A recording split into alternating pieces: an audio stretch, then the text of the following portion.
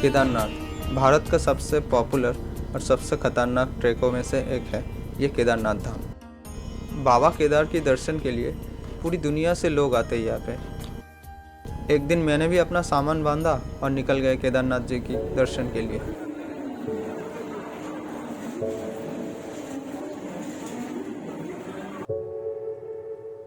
समय था दुर्गा पूजा का। रात के 8:30 बजे हमारा ट्रेन था हावड़ा से योग नगरी ऋषिकेश के लिए।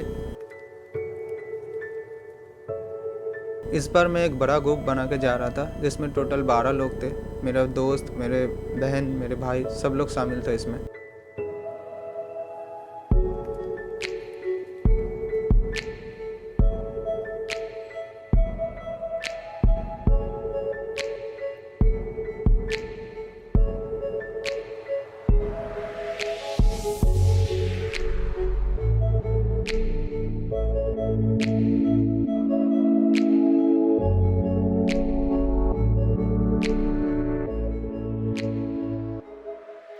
लगभग 37 आवर्स की ट्रेन जर्नी के बाद हम लोग पहुंचे देवभूमि उत्तराखंड की ऋषिकेश स्टेशन पर, जो कि योग नगरी ऋषिकेश के नाम से जाना जाता है। समुद्र तल से 372 मीटर ऊंचाई पे ये स्टेशन बसता है, इसलिए थोड़ा वेदर चेंज का इफेक्ट तो पड़ रहा था, थोड़ा सर्दी भी लग रहा था। हमें जाना था बस से, इसलिए हमें बस स्टॉप जाना था। तो बस स्टॉप जाने के लिए हमने पकड़ा टोटो, जिसमें 20 रुपये प्रतिजन के हिसाब से लिया, और बस स्टैंड यहाँ से लगभग 12 से 15 किलोमीटर था। हमारा ये बजट ट्रिप था, इसलिए हम लोग सोच रहे थे कि बस से चले जाए, और बस से बहुत सस्ते में बहुत जल्दी पहुँच भी सकते थे। लेकिन मेरा लक, बस उस दिन बहुत ही कम चल रहा था क्योंकि कहीं पे लैंडस्लाइड हुआ था, और लैंडस्लाइड की वजह से बस उतना फ्रिक्वेंट नहीं चल रहा था। इसलिए प्राइवेट गाड़ी जा रहा था, लेकिन वो भी घुमा के लेके जा रहा था। बस स्टैंड के स्टाफों से भी हमें कुछ ज़्यादा कुछ जानकारी नहीं मिला, ज़्यादा कुछ हेल्प भी नहीं मिला। हम लोग वेट करते रहे ताकि एक बस आ जाए जिसमें हम सब लोग बैठ सके, और इस दौरान हमारा टाइम भी बहुत ज़्यादा जा रहा था। सुबह 9 बजे बस स्टैंड में आए थे, अभी दोपहर की 12 बज रहे। तो हम लोगों ने डिसाइड किया कि प्राइवेट गाड़ी लेके ही चले जाते। 6 लोग बुजुर्ग थे और 6 लोग मेरे जैसी उम्र का ही था। हम लोग 2 गाड़ी बुक किए, एक का कॉस्ट आया 8,000 रुपया, यानी कि 16,000 रुपया दे के हम 12 लोग सोनप्रयाग की तरफ आगे बढ़े। और ये था हमारा आज का सवारी।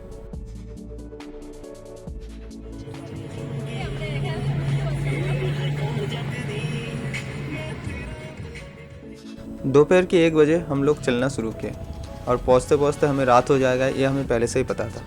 लेकिन आगे रास्ते में और भी डिले होने वाला था। 1-1.5 घंटा चलने के बाद ही हमें रास्ते में जैम दिखा, वही लैंडस्लाइड की वजह से। और ये तो सिर्फ शुरू ही हुआ था। लगभग आधे घंटे बाद हम लोग फिर चलना शुरू किए। इस टाइम पे कुछ भी बारिश भी नहीं हो रहा था, लेकिन फिर भी लैंडस्लाइड हो रहा था, पता नहीं क्यों। लेकिन आगे की नज़ारे देखने के बाद मैं भी थोड़ा डर गया था, और भगवान को मन से पुकार रहा था कि कोई भी पत्थर हमारे ऊपर आके ना गिरे।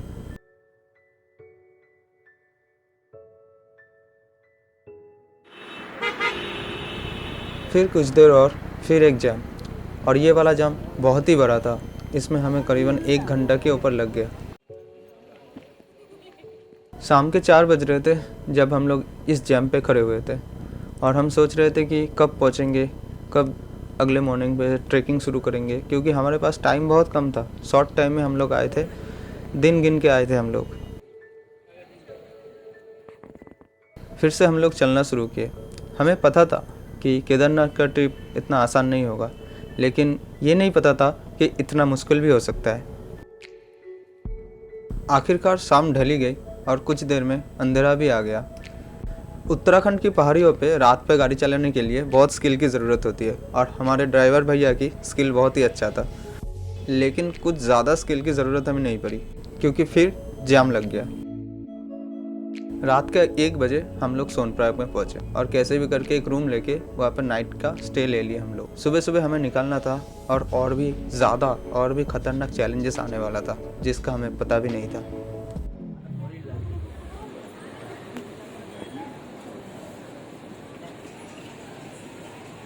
कल रात गाड़ी से उतर के होटल रूम में पहुँचते पहुँचते रात के 2 बज गए थे। अंधेरे में ज़्यादा कुछ दिखाने का था भी नहीं, इसलिए मैंने रिकॉर्ड भी नहीं किया। यह है सोनप्रयाग। सोनप्रयाग में सभी तीर्थयात्री आते हैं, यहाँ पे नाइट स्टे लेते हैं, फिर सुबह सुबह यहीं से शुरू करते हैं। ज़्यादातर गौरीकुंड में भी चले जाते, लेकिन हम लोगों का बहुत रात हो गया था, इसलिए हम लोग यहीं से शुरू किए और रात में सोनप्रयाग में ही स्टे ले लिए थे। यह है केदारनाथ रजिस्ट्रेशन पॉइंट।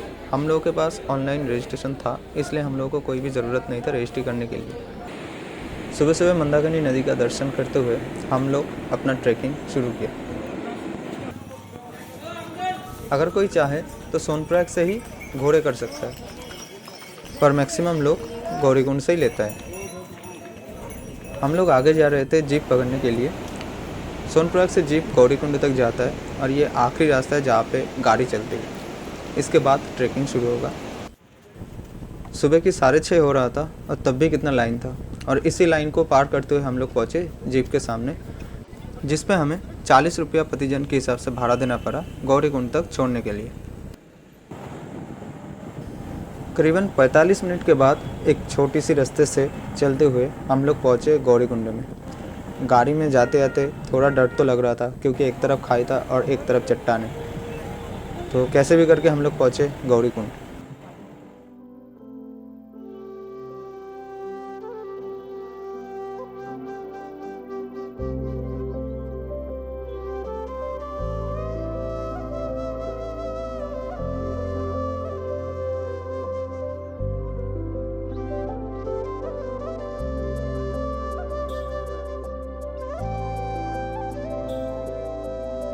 गौरीकुंड गौरी माता का टेम्पल और एक छोटी सी गर्म पानी का तालाब यहाँ पे है, जो नीचे की तरफ जा रहा है, और ऊपर से हम लोग जाएंगे सीधा केदारनाथ की तरफ। मंदाकिनी नदी के साथ साथ हम लोगों ने अपना ट्रैकिंग शुरू किया सुबह के 7:30 बजे, और हम लोग 2 टीम में डिवाइड हो चुके थे। बुज़ुर्ग लोग जो 6 लोग थे वो लोग घोड़े में आगे चले गए, बाकी के हम 6 लोग ट्रैक करके ही ऊपर जाएंगे।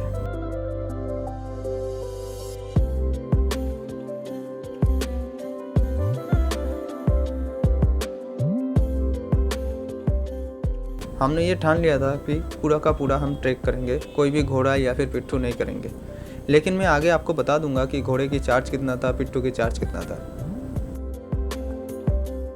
गौरीकुंड से 200-300 मीटर आगे आते ही आपको दिख जाएगा घोड़े की स्टैंड। यहीं से ही घोड़ा बुक किया जाता है, जो जाने का सिर्फ 2500 से 2800 रुपया ले रहा था और आने का 4,500 से 5,000 रुपया। घोड़े की टट्टी से पूरा रास्ता भरा हुआ था, इसलिए थोड़ा स्लिपर ही हो रहा था, और गंदा भी था रास्ता थोड़ा, इसलिए चलने में थोड़ा सा तो दिक्कत हो रहा था।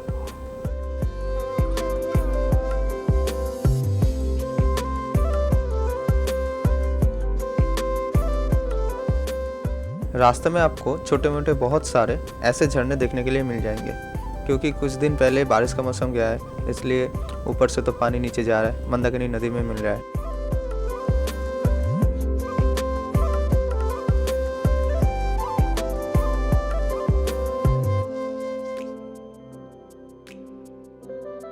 इसके बाद हम लोग 1 किलोमीटर और चले, जो कि हमें आधा घंटे से ऊपर लग गया। इसके बाद एक जगह आया जहाँ पे सब लोग रेस्ट ले रहे थे, तो हम लोग भी थोड़ी देर के लिए वहाँ पे रुक गए, और हमें देखा पहला बर्फ़ का झलक, जो कि उगते हुए सूरज की रोशनी में बहुत ही सुंदर लग रहा था, और ये केदारनाथ बाबा मंदिर के पीछे की पहाड़ों से आ रहा था।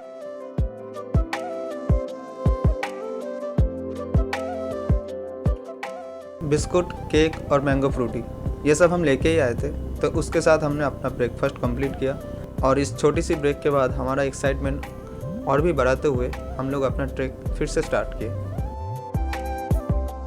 हम अपने ट्रैकिंग के पहली पड़ाव पहुंच चुके थे, जो है भीमबली। यहाँ से जंगल चट्टी 5 किलोमीटर था, और ऐसे ही चलते चलते हमने बहुत सारे छोटे मोटे शॉर्टकट भी लिए, जो मैं किसी को भी रिकमेंड नहीं करता हूँ, क्योंकि वो थोड़ा ख़तरनाक होता है। आप रास्ते से आओ, शायद 200-300 मीटर ज़्यादा ही जाएगा। अक्टूबर के महीना था, जस्ट मानसून के बाद, इसलिए पूरा पेड़ पे पत्तियाँ भरा हुआ था, चारों तरफ एकदम ग्रीनरी होके रखा था। बहुत ही अच्छा लग रहा था देखने में।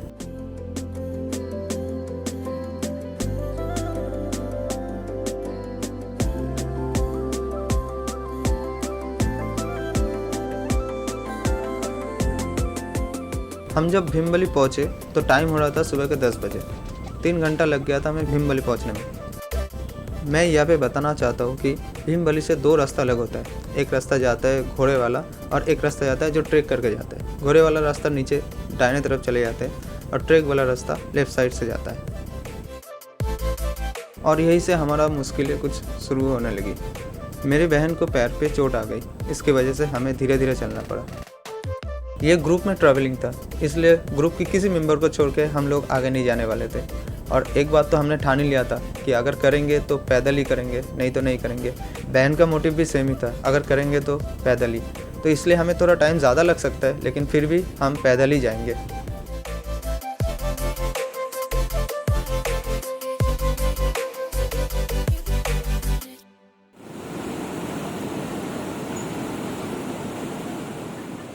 और कुछ समय चलने के बाद हम पहुँचे रामबारा।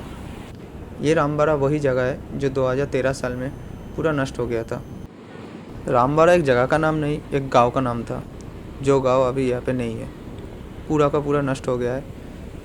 इसलिए अभी इस जगह को ही रामबारा बोला जाता है। इंटरनेट में देखे हुए पुराने वीडियोस याद आ रहे थे, इसलिए मन थोड़ा बैठ गया। तो हमने सोचा यहाँ पे थोड़ी देर रेस्ट कर लेते और थोड़ा कुछ खाना वाना भी खा लेते। इससे मन भी थोड़ा हल्का हो जाएगा और दोपहर का खाना भी हो जाएगा। तो हम लोग डिसाइड किए कि यहीं पे रुक जाते हैं। सामने एक ढाबा बना हुआ था जहाँ पे हमने खाया राजमा चावल और आलू का पराठा। प्राइस के बारे में मैं कुछ बात नहीं करूँगा क्योंकि पहाड़ों पे प्राइस थोड़ा ज़्यादा ही होता है और आप एक्सपेक्ट कर सकते हो कि 50-100 रुपये में आपका पेट भर जाएगा। फिर से हम लोग चलना शुरू किए और यही वो जगह है जहाँ पे घोड़े का रास्ता और ट्रैकिंग का रास्ता फिर से एक साथ जुड़ जाता है। इसका मतलब यही था कि फिर से हमें घोड़े, खच्चर और उसके टट्टियों के साथ ट्रैकिंग करना पड़ेगा। एक बात तो बोलना मैं भूल ही गया, हर 1 किलोमीटर के बाद ऐसे टॉयलेट बना हुआ है। अगर किसी को इमरजेंसी में टॉयलेट जाना है या लैट्रिन जाना है, टेंशन की कोई बात नहीं होगी।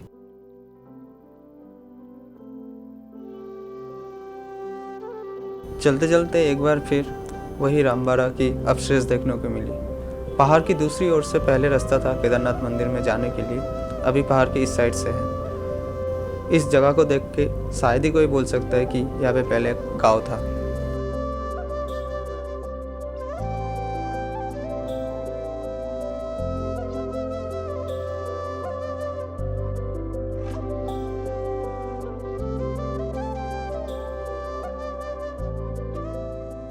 लिंचोली से पहले हमें बहुत ऐसे शॉर्टकट मिले जिसको हमने अवेल भी किया, लेकिन ये थोड़ा ख़तरनाक था, पथरीला रास्ता था, स्लिप होने का चांस ज़्यादा था, लेकिन फिर भी हमने ये किया थोड़ा सा एडवेंचर के लिए।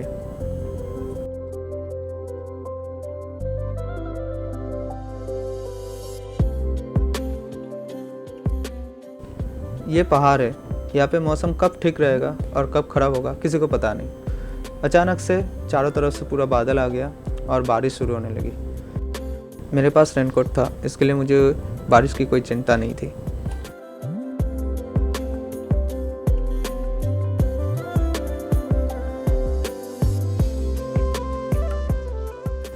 मंदिर आने में अभी 6 से 7 किलोमीटर बाकी था, लेकिन मौसम अचानक से इतना ख़राब हो गया कि हम लोग ठीक से थोड़ी दूर तक देख भी नहीं पा रहे थे, बादलों से पूरा ढका हुआ था।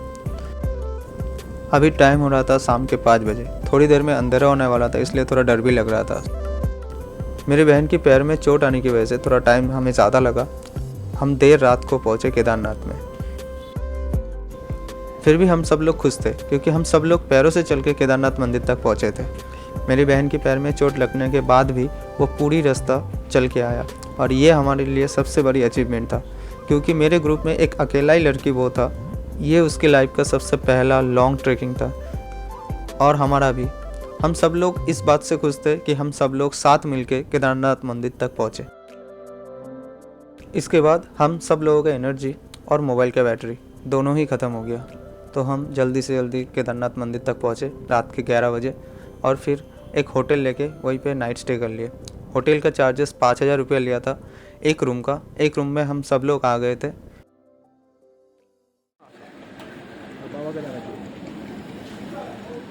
सुबह सुबह नींद से उठने पे मुझे थोड़ा लेट हो गया और जब मैं उठा तब देखा कि बहुत लंबा लाइन लग चुका है बाबा की मंदिर पे जाने के लिए। तो मैं सीधा बाबा की मंदिर की तरफ चल दिया। मैं लाइन पे नहीं रुका, क्योंकि मेरे एक दोस्त ने पांडा के साथ बात करके रखा हुआ था, जो 500 रुपीज़ पर हेड लिया और डायरेक्टली मंदिर में घुसा दिया। ये मैं किसी को बोलूँगा नहीं, लेकिन मेरा टाइम की कमी होने की वजह से मैं ये ऐसा किया। और कुछ देर बाद मेरे सामने था बाबा केदारनाथ का मंदिर।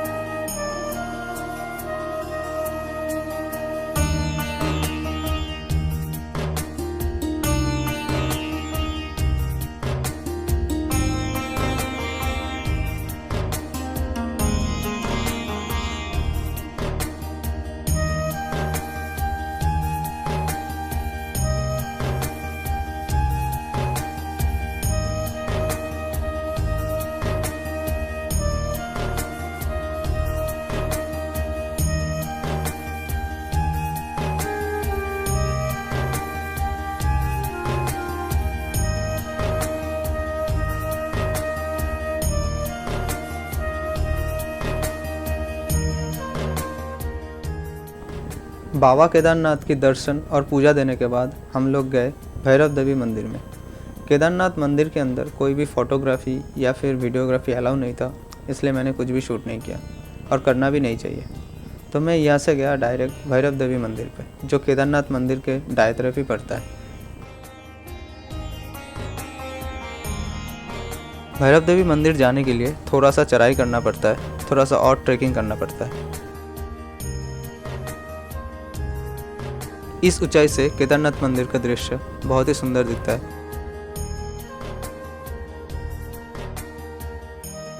कहा जाता है अगर आप केदारनाथ आते हो तो केदारनाथ के साथ ये मंदिर में दर्शन जरूर करके जाए और यहाँ पे माथा टेक के जाए।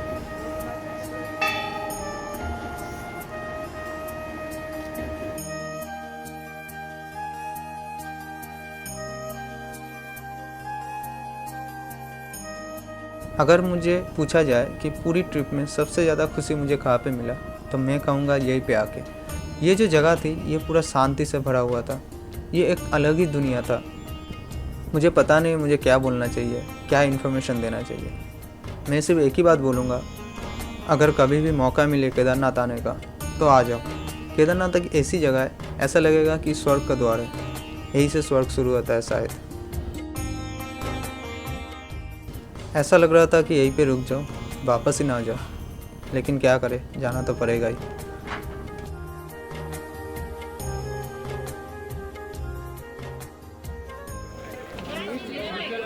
हमारे पास समय बहुत कम था, इसलिए हम जल्दी से अपने रूम पे वापस गए और रेडी होके हम निकल गए सोनप्रयाग की तरफ वापस जाने के लिए। लेकिन उससे पहले मेरे एक दोस्त को एक जगह मिला जहाँ पे हम थोड़ा टाइम बिता के फिर वापस जाएंगे। मंदिर के बाएं तरफ ही मंदाकिनी नदी के ऊपर एक छोटी सी वाटरफॉल की तरह जगह था, इसलिए हम वहाँ पे थोड़ी देर के लिए टाइम बिताए, 1-1.5 घंटा। लाइफ में ऐसी छोटी छोटी घटना बहुत बड़ी बड़ी यादें दे जाती है, इसलिए शायद वो 2 घंटा हम कभी भी भूल नहीं पाएंगे। जगह शायद बहुत क्लीन ना हो और यहाँ पे क्राउड भी ना हो, तो भी हमें कुछ आता जाता नहीं है, हम अपना खुशी खुद से ढूंढ लेते हैं। समय कैसे बीत गया ये हमें पता ही नहीं चला। सब लोग इतने मज़े कर रहे थे कि टाइम का ध्यान ही नहीं रहा। अचानक ख्याल आया कि मौसम बिगड़ रहा है, बादल चारों तरफ से हमें घेर रहा है, इसलिए हम जल्दी से वहाँ से भाग गए। हम सब लोग बहुत ही थके हुए थे, फिर भी ये पूरा सफ़र हमने पैदल ही किया। सुबह की 3:30 बजे हम लोग पहुँचे थे गौरीकुंड में, और गौरीकुंड में पहुँचने के बाद गर्म कुंड में अपना पैर डुबा के हमें जो शांति और आराम मिली वो मैं मुंह से बयां नहीं कर सकता। इसके बाद हम गौरीकुंड से सोनप्रयाग आए और सोनप्रयाग से हमारा सामान लिया, और सामान लेने के बाद हम सीधा सोनप्रयाग बस स्टैंड से बस पकड़े और हरिद्वार के लिए निकल गए। हम हरिद्वार घूमने नहीं वाले थे, हरिद्वार से हम अपने अपने घर जाने वाले थे। लेकिन यहीं पे सफ़र ख़त्म नहीं होता है, आगे बहुत कुछ देखना है, बहुत कुछ जानना है। ये तो सिर्फ कुछ यादें हैं जो मैं घर लेके जा रहा हूँ।